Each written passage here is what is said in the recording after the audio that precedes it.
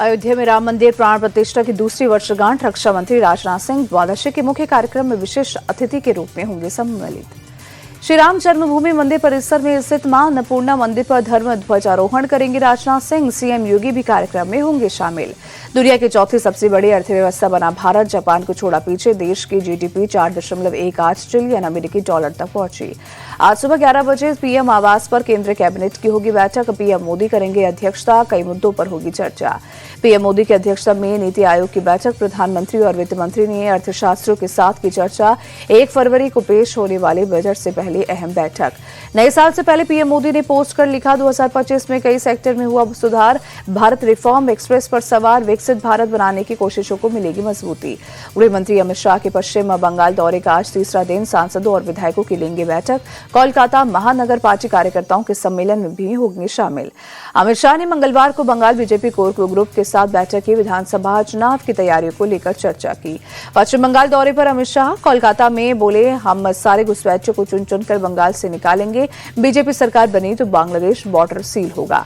अमित शाह का ममता बनर्जी पर direct attack. बोले, तृणमूल के वोट बैंक के लिए घुसपैठियों को पनाह। ममता बनर्जी की निगरानी में बंगाल में घुसपैठ हो रहा। अमित शाह ने लॉ एंड ऑर्डर पर भी ममता सरकार को घेरा। कहा, बंगाल में महिलाओं की सुरक्षा की कोई गारंटी नहीं। अब बेटियों ने भी ममता को हराने का मन बना लिया।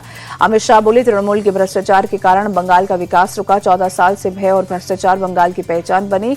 हम मूल के साथ तृणमूल को उखाड़ फेंकेंगे।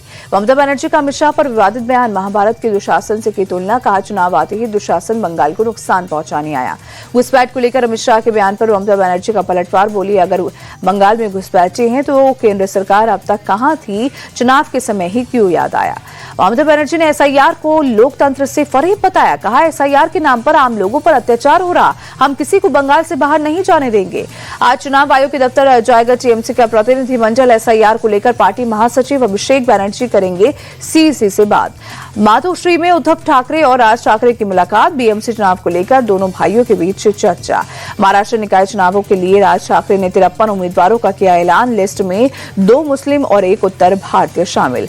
आरएसएस सर संचालक मोहन भागवत का छत्तीसगढ़ दौरा जारी। आज सोनपैरी में भव्य हिंदू संगम में होंगे शामिल।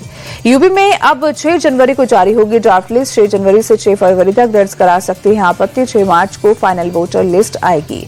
आर्मी और नेवी की ताकत में होगा और इजाफा। हैवीवेट टॉर्पीडो और CQB कार्बाइन की खरीद के लिए 4,666 करोड़ की डिफेंस डील पर मुहर।